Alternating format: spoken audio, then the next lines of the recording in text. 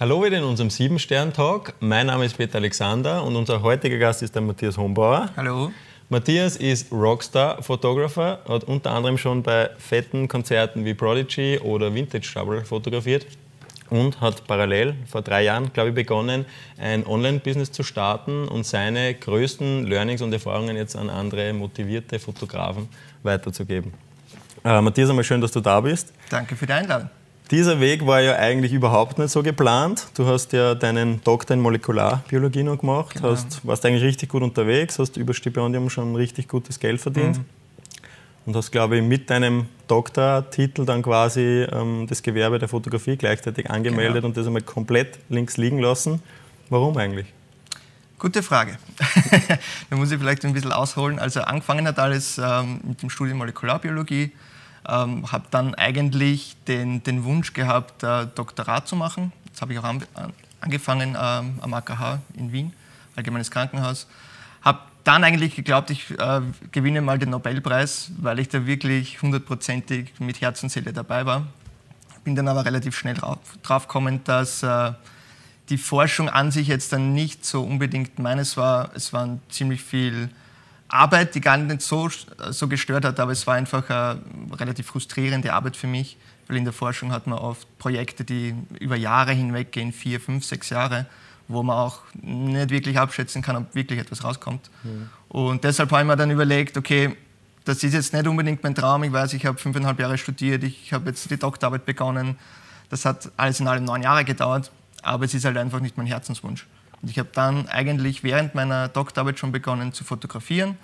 Nachdem halt Musik eine der tragenden Säulen war und die Fotografie hinzugekommen ist, habe ich mir gedacht, ich vereine die beiden und werde einfach Musikfotograf und probiere einfach mein Glück. Habe das dann 2 Jahre lang praktiziert, neben dem Arbeiten. Das heißt, 3-mal die Woche am Abend nach dem Labor ins Konzert gegangen. War eine ziemlich intensive Zeit. Was war dein erstes Konzert? Kannst du dich noch erinnern? Das erste Konzert war im Chelsea oder B72. Ich glaube, B72 war es eine französische Band, ich weiß den Namen nicht mehr. Ja. Und auf jeden Fall eine legendäre Location. Legendäre Location, schwer zu fotografieren, aber das bin ich dann ziemlich schnell drauf gekommen, weil ich habe auch keine Fotografieausbildung genossen in dem Sinn. Ich habe alles selbst gelernt, bei Trial and Error. Und ja, das ist immer mehr geworden, dieses Hobby. Und dann habe ich mir gedacht, okay, ich mache diesen Absprung. Ich beende mein Doktorat, weil das war wichtig für mich, einfach diese Sicherheit zu haben, dass ich den Titel habe. In Österreich bedeutet das halt noch etwas. Bei den meisten Leuten, mir bedeutet es jetzt persönlich nicht wirklich so viel. Für mich war es einfach wichtig, dass ich was abschließe. Steht der Doktor auf deiner Visitenkarte? Steht oben, ja. Und ich sage immer Doktorfoto dann, das macht auch immer einen kleinen Scherz. Aber habe mich dann halt entschlossen, wirklich, nachdem ich die Doktorarbeit abgeschlossen habe, das Fotografengewerbe anzumelden und mich als Fotograf zu versuchen. Und das war halt aber schon eine relativ schwere Entscheidung, hat mich ca. 2 Jahre gekostet, wo ich halt wirklich täglich überlegt habe, soll ich es machen, soll ich es nicht machen. Wie hat da überhaupt dein Umfeld reagiert? Weil ich kann mir vorstellen, gerade Eltern, du hast so viel investiert in das Studium, du hast ja wirklich schon gutes Geld dann verdient mit dem Stipendium und dann plötzlich zu sagen, hey, das ist es eigentlich nicht, ich fotografiere lieber, gehe zu coolen Konzerten. Also wie war da das Umfeld?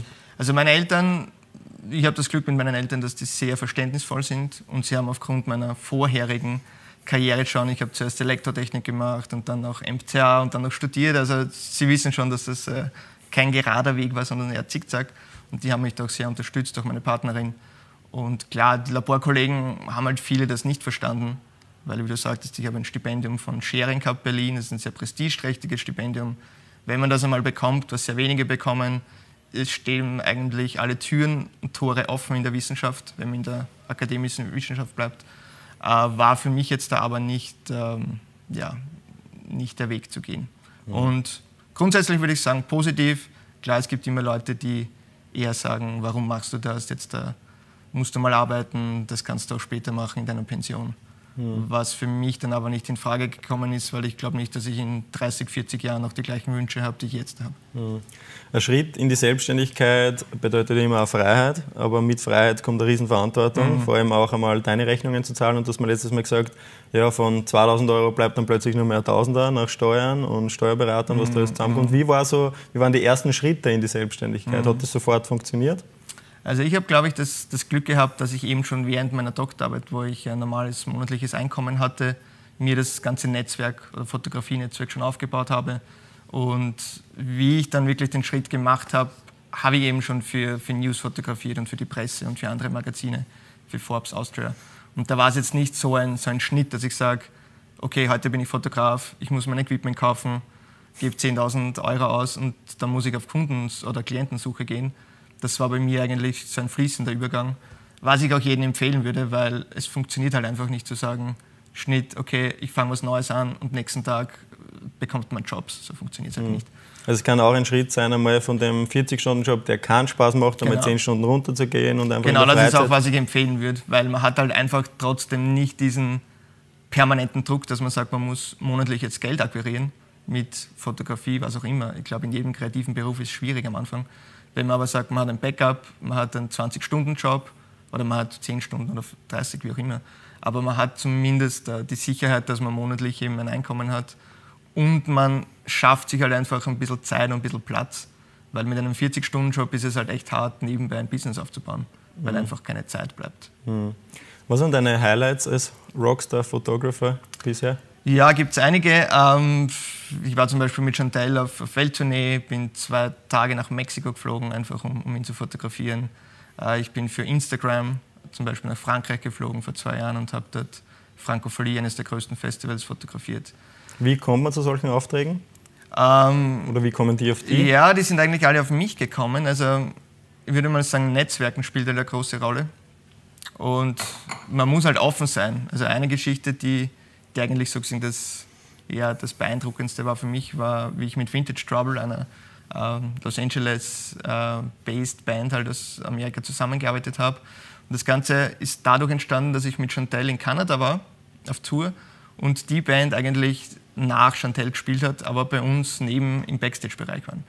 Und das waren eben 4 Herren, adrett gekleidet mit Anzug und Krawatte im Hochsommer. Ich habe mir gedacht, boah, Wahnsinn, was die da machen, und die ziehen das wirklich durch, ich muss da Fotos machen. Bin hingegangen, habe mit denen ein Gespräch begonnen. Der Gitarrist ist aus Schweden ursprünglich, das heißt, da ist schon einmal irgendwie diese Europa-Connection da, auch wenn du in Kanada bist. Ich habe dann einige Fotos gemacht und es war dann so, dass ein Jahr später sie die Vorband von AC/DC Red Bull in Spielberg waren, im Ring. Und ich habe den Kontakt gehabt, habe die angeschrieben und die haben gesagt, ja, ich soll kommen und machen wir. Und im Endeffekt war ich dann auf der Bühne und habe mit ihnen gearbeitet vor 120.000 Menschen. Wie geil. Und das war halt einfach, das kann man sich auch nicht vorstellen. Das ist auch alles so schnell gegangen, man steht da oben, schaut einfach nur in so ein Menschenmeer und packt eigentlich gar nicht, was da gerade abgeht.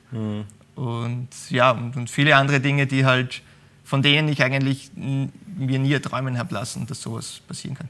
Und das sind genau die Momente, wo man das alles zurückkriegt, oder? Also die Zweifel, Ängste, die auch am Weg natürlich eine Rolle spielen, aber wenn man merkt, es ist die Passion und man geht den Schritt weiter. Genau, ein anderes war eben Prodigy. Ich habe 3-mal mit The Prodigy zusammengearbeitet, auch auf der Bühne. Sie haben im letzten Album The Day Is My Enemy 4 meiner Fotos verwendet. Und wie du sagst, das ist halt eine sehr harte Arbeit, das ist halt, man hat viel Frustration dahinter, es ist sehr viel Ungewissheit, aber wenn man dann plötzlich auf der Bühne vor 50.000 Leuten steht mit einer seiner Lieblingsbands, dann bekommt man das Gefühl, okay, das ist halt wirklich wert und deshalb mache ich es halt. Und ich glaube, es ist wichtig auch, dass Leute wissen, man hat nicht immer hoch und es ist nicht immer alles super, sondern man arbeitet halt einfach sukzessive daran.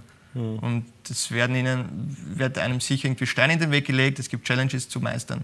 Aber im Endeffekt, wenn man eben diese Momente erfahrt und sagt, okay, jetzt weiß ich wieder, warum ich es mache, das ist, glaube ich, das Wichtige. Du bist ja mit vielen Bands getourt, warst dann länger unterwegs. Wie ist so ein Tagesablauf in so einer Tour? Ja, sehr spannend für mich auch, weil ich selber Musiker bin oder früher eine Death-Metal-Band hatte, mit so langen Haaren. Wollte selber Rockstar werden, zu dem ist halt dann leider nicht gekommen. Ja, also verschiedenst. Also wenn man sagt, man tourt mit einer bisschen größeren Band wie Chantal oder Fink, dann haben die eben so einen Nightliner-Bus, das ist ein Doppelstockbus mit Betten drinnen. Die haben einen Busfahrer und der Tagesablauf ist eher so, man fährt mit dem Bus über Nacht in die nächste Stadt, zur nächsten Location. Dann wird am Nachmittag einmal kurz gegessen im Backstage-Bereich. Da gibt es immer ein kleines Menü oder wie auch immer aufgetischt oder Frühstück noch. Dann wird eben Soundcheck gemacht. Meist bauen die Bands selber auf. Also wenn man mit einer Riesenband, wie ich bin mit Peter Gabriel oder Elvis Costello kurzzeitig 2 Tage mitgefahren, die haben halt ihre Arbeiter. Ja. Aber normalerweise bei so einer, sagen wir mal, mittelgroßen Band im Indie-Bereich, die müssen das selber machen. Das heißt, die haben halt einen Anhänger beim Bus mit dem ganzen Equipment, müssen alles rausschleppen, müssen alles aufbauen. Das dauert ca. 2 Stunden, machen den Soundcheck. Dann gibt es ein Abendessen. Dann wartet man noch 2-3 Stunden im Backstage-Bereich, dann gibt es das Konzert, dann wird wieder alles abgebaut. Da geht schneller 1 Stunde, 1,5 Stunden, dann packt man wieder alles in den Bus, geht in den Bus, schlaft dort und fährt praktisch zur nächsten Location. Und das geht halt dann Tag ein, Tag aus. Und diese Bands machen oft 6 Wochen Touren mit 3-4 Tagen auf, also wo es wirklich nicht spielen, und sonst müssen die jeden Tag funktionieren. Und das ist halt einfach ein Knochenjob. Und das sieht halt der Zuschauer nicht, weil das ist ja so ein Mythos, dass man glaubt, ja, Party und Saufen und weiß nicht welche Drogen, und dann geht man direkt auf die Bühne und das war's. Aber wie gesagt, es gibt sicher noch Bands, aber ich glaube, das ist auch ein Mythos von den frühen Heavy Metal 80er LA-Bands wie Guns N' Roses, irgendwie mit Hotels zerschlagen und ich weiß nicht was alles, Hotelräume zerschlagen. Ich glaube, das macht keiner mehr, weil es halt wirklich an die Substanz geht. Und du halt einfach fit sein musst und du dir nicht erlauben kannst, dass du dich jeden Tag irgendwie einen wegtrinkst und voll betrunken irgendwie den nächsten Tag aufwachst und weiterspielst. Und das war interessant für mich zu sehen, einfach, wie du sagst, diese Hintergründe. Es gibt aber auch Bands, zum Beispiel amerikanische Bands, die, obwohl sie schon groß sind in Amerika, in Österreich mit einem Sprinterbus fahren und sogar selber fahren, die Musiker. Ich war einmal mit einer schwedischen Punkrock-Band Atlas Losing Grip unterwegs. Da waren wir zu 9 in einem Sprinterbus mit Betten hinten. Das heißt, wir haben da jedes Mal irgendwie geschlafen. Nach dem Konzert in den Bus rein, dort stehen geblieben, geschlafen, nächsten Tag raus. Dann hat der Club aber zu gehabt. Das heißt, du hast nicht mal Wasser gehabt. Du bist zur nächsten Tankstelle gefahren, irgendwo auf der Autobahn, und hast dich halt irgendwie geduscht oder Zähne geputzt. Und das ist halt... Dafür muss man sein. Es ist interessant, aber ich habe es gesehen und... muss jetzt nicht mehr machen. Ja, muss es nicht mehr machen, ist das gute Stichwort. Du warst so viel unterwegs, hast du diesen Traum erfüllt, eben auch mit diesen großen Bands auf der Bühne zu stehen, und hast dann vor 3 Jahren begonnen, dir zu überlegen, diese Erfahrungen und Learnings weiterzugeben an andere motivierte Fotografen, eben mit diesem Online-Business. Was war der Start oder überhaupt der Hintergedanke dabei? Ja, angefangen hat alles eigentlich mit meiner Karriere als Konzertfotograf, wo ich dann begonnen habe, eigentlich so Blogartikel zu schreiben, aber nicht jetzt auf meinem Blog, sondern für so Gastartikel auf großen internationalen Fotografie-Blogs wie Digital Photography School, das ist einer der größten in Australien. Hast du immer gern geschrieben oder woher kam das Schreiben? Schreiben gar nicht so, also ich habe es gehasst, meine Doktorarbeit zu schreiben, aber irgendwie dieses Weitergeben von Wissen, das hat mir immer gefallen. Ich habe immer gern Vorträge gehalten und habe immer gern den Leuten erklärt, was ich mache. Und weil ich irgendwie das Gefühl gehabt habe, da kann man viel mehr erreichen, wenn man das gemeinsam angeht. Weil man hat ein Problem, man bespricht es mit jemand und man kriegt einen Input. Und ich habe mir gedacht, okay, ich habe das jetzt für mich selber so gelernt, das war alles Trial and Error. Wie gesagt, ich habe nie eine Fotografieausbildung gehabt. Habe mir das selber angeeignet und habe mir gedacht, es gibt sicher genug Leute, die ihre Leidenschaft leben wollen als Konzertfotograf oder Fotografin und wissen aber nicht, wie es beginnen. Und ich schreibe halt einfach einmal meine persönlichen Erlebnisse und Findings. Und habe dann eben begonnen, in internationalen Blogs die Artikel zu veröffentlichen und habe gesehen, dass da relativ viel Input gekommen ist von anderen Leuten, hauptsächlich aus Amerika, viele Kommentare, viele Shares. Und bin dann halt irgendwie über Umwegen zu dem Tim Ferriss Buch gekommen, die 4-Stunden-Woche, 4 Hours Workweek, wo es eigentlich darum geht, oder wo er erklärt, eine neue Art des Lebens oder eine neue Art der Lebensform zu machen, nämlich ein passives Einkommen, was so viel heißt, dass man einfach diese aktive Arbeit und das Geldverdienen auseinander trennt, entkoppelt und sagt, okay, ich kann eigentlich auch Geld verdienen, ohne dass ich da jetzt aktiv arbeite dran. Und als Fotograf ist natürlich so, man leistet den Service. Als Hochzeitsfotograf bekomme ich für 8 Stunden bezahlt, für 12 Stunden bezahlt. Wenn ich 14 Stunden bleibe, dann bekomme ich halt mehr, aber ich kann halt einfach nicht unlimitiert praktisch dort bleiben. Und deshalb habe ich mir gedacht, eigentlich wäre es interessant, ein Informationsprodukt online zu machen. In dem Fall war es dann mein erstes E-Book, wo ich halt Leuten erkläre, wie man Konzert fotografiert, das aber eigentlich entkoppelt ist von meiner Arbeit. Weil das E-Book schreibe ich einmal, das stelle ich auf meine Homepage, verkaufe es dort und ich habe eigentlich hoffentlich ein gutes Nebeneinkommen. Und da muss ich dich gleich kurz unterbrechen, weil es so super zu dem passt, was du immer sagst, Trial and Error, und du bist für mich so ein Symbol für Autodidakt und Self-Learning, weil du hast ein englisches E-Book geschrieben, ohne Native Speaker zu sein und ohne irgendeine Ausbildung zum Schreiben zu haben. Wo viele sagen, also viele haben ja den Traum, einmal ein Buch zu schreiben, aber wie geht es an? Einfach tun, oder? Ja, also das wichtigste Finding von dem Weg bisher ist einfach, ja, tu es einfach. Weil es gibt so viele Leute, die Ideen haben, aber die einfach nicht verwirklichen. Und es geht einfach nicht um die Ideen, es geht darum, um diese zu verwirklichen. Und eben, ich habe mir gedacht, wieso nicht? Ich meine, andere Leute schreiben Bücher. Und schreibe ich halt mal ein Buch, habe man dann gute Leute gesucht in meinem Umfeld, zum Beispiel einen Englisch-Native Speaker, der halt das ganze Korrektur gelesen hat, weil es gibt ja, wenn du einfach offen bist für eine weltweite Audience, dann steht dir einfach so viele Möglichkeiten offen.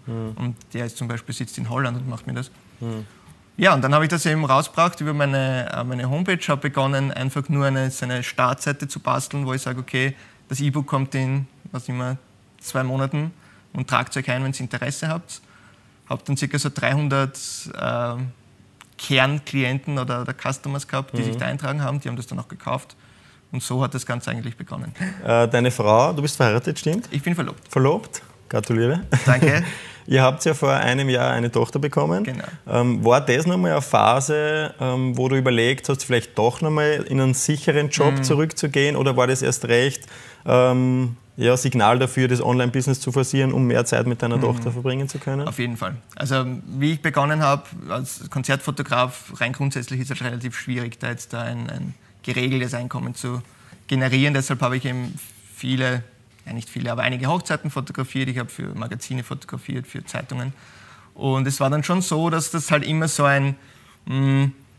jedes Monat schauen, dass man irgendwie genug Geld hat, um die Miete zu bezahlen. Du hast mir letztens erzählt, oft gerade dann, wenn es wirklich bei Null war und du mit dem Rücken zur Wand gestanden bist, dann ist am nächsten Tag eine E-Mail reinkommen und ein Auftrag. Das war immer lustig. Also ich kann mich erinnern, wir haben oft irgendwie monatlich, glaube ich, so Badewannen-Sessions haben wir das genannt, wo ich einfach mit meiner Verlobten in der Badewanne gelegen bin und wir haben einfach diskutiert und gesagt, hey, wie soll es weitergehen, weil das ist einfach, ich weiß nicht, wie das nächste Monat gehen soll.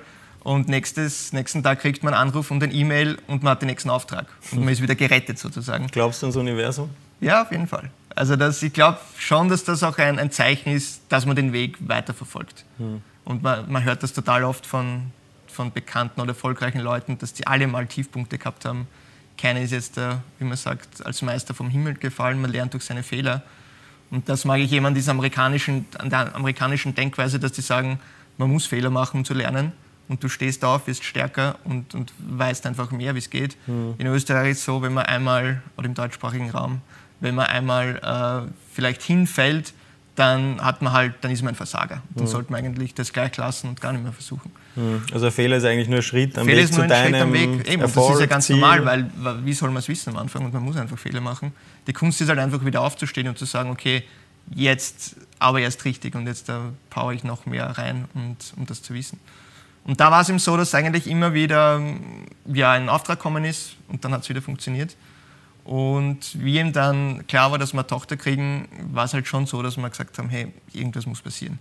Vielleicht gehe ich 20 Stunden wieder zurück halt in einen Laborjob oder so. Oder meine Vision war ja eher, ein Parkwächter zu werden oder irgendwie sowas, von einem Autohaus, wo ich einfach die ganze Nacht sitze, da kann ich meine Arbeit machen, weil da habe ich nichts zu tun und ich kriege bezahlt. Soweit ist nicht gekommen zum Glück. Und haben wir dann gedacht, okay, mit dem E-Book ist alles gut, aber das ist halt jetzt ein nettes Einkommen, was man halt jetzt dafür Familie braucht. Und habe dann das E-Book eigentlich abgegradet zu einem Videokurs. Habe mich dann 6 Monate hingestellt und habe irgendwie versucht, diesen Videokurs da in Selbstregie zu machen. Und das ist jetzt eigentlich sozusagen mein Premium-Produkt, was ich verkaufe. Und habe dann, meine Tochter ist am 27. Juni geboren und Anfang Juni habe ich da den großen Launch gemacht und habe da $13.000, glaube ich, innerhalb von 4 Tagen mit diesem Launch gemacht. Geil. Und das hat mir ihm gezeigt, okay, es ist möglich, ein Einkommen zu generieren mit diesem Ansatz. Und ich bin eigentlich viel mehr noch dahinter, dass ich das forciere. Und das ist eigentlich die Zukunft, wo ich hin will. Menschen zu helfen und trotzdem aber die Möglichkeit haben, ein relativ normales Leben zu verbringen. Ich will jetzt nicht reich werden, aber einfach finanziell unabhängig. Matthias, glaubst du, dass grundsätzlich jeder sich seine Träume verwirklichen kann? Weil bei mir, gerade im Freundes- und Bekanntenkreis, höre ich oft, du kannst es, weil du warst ja Fußballprofi. Und die glauben immer, ich bin als Fußballprofi geboren, aber dass da halt viel Arbeit dahinter gesteckt ist, sieht ja dann oft keiner, wie wir schon angesprochen haben. Sieht nur das Resultat eigentlich. Glaubst du, gerade so in den Kreisen, in denen wir leben und uns bewegen, dass sich grundsätzlich jeder seine Träume verwirklichen kann, beziehungsweise welche Voraussetzungen braucht es dafür? Prinzipiell glaube ich das schon und ich glaube, ich bin ein gutes Beispiel dafür und deshalb ist diese Geschichte auch so interessant für Leute, weil ich eben aus einem ganz anderen Umfeld komme und gleich kann sagen, ich habe einen Doktor in Molekularbiologie. Das sagt aber nichts aus, dass ich jetzt ein guter Fotograf bin oder überhaupt ein Fotograf bin. Und ich denke mal, das Wichtigste ist einfach, dass man seine Leidenschaft findet, seine Passion. Wie findet man die? Wenn wer jetzt sagt, er ist komplett unglücklich in seinem Job oder Studium und weiß, dass es das nicht ist, aber er weiß nicht, was sonst. Das ist die gute Frage, die sich jeder stellt. Oder vielleicht viele nicht stellen und stecken bleiben in diesem Dilemma, dass man sagt, okay, ich habe jetzt da studiert oder was auch immer, ich bin in einem Job, ich bin unglücklich. Ich weiß aber auch nicht, was ich gern mag, weil ich reise gern, ich gehe gern ins Kino. Ich schaue gern fern, aber was soll ich damit machen? Und ja, es ist schwierig. Also für mich war es irgendwie witzig, weil ich habe eigentlich ja nie daran gedacht, dass ich jetzt Konzertfotograf werde. Vielleicht kann ich kurz diese Geschichte erzählen. Ich war immer Musiker, mir hat Musik gefallen, ich habe mich ständig mit Musik umgeben, sagen wir mal täglich, ich bin oft auf Konzerte gegangen. Aber das war eigentlich ein Part von mir. Und mit der Fotografie, ich habe dann zwar eine Digitalkamera gekauft, habe dann aber auch nicht wirklich gewusst, was ich damit anfangen soll, habe halt Blumen fotografiert und Menschen und Landschaften, wie man es halt so macht. Es hat mich aber nie jetzt wirklich so begeistert, sage ich mal. Und es war dann ein Tag, ich bin immer mit dem Fahrrad in die Arbeit gefahren und ich fahre mit dem Fahrrad in die Arbeit und plötzlich sagt mir irgendwie eine Stimme, warum ist nicht Konzertfotograf? Und für mich war das irgendwie so verrückt, weil ich habe nicht einmal gewusst, dass es diesen Job jetzt da gibt. Noch habe ich irgendwie daran gedacht, das zu machen.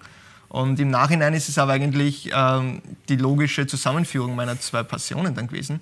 Und ich glaube einfach, man muss halt in sich rein fühlen, man muss halt Dinge ausprobieren. Man kann halt nicht von Anfang an wissen, was jetzt wirklich das Herz öffnet oder wofür man brennt.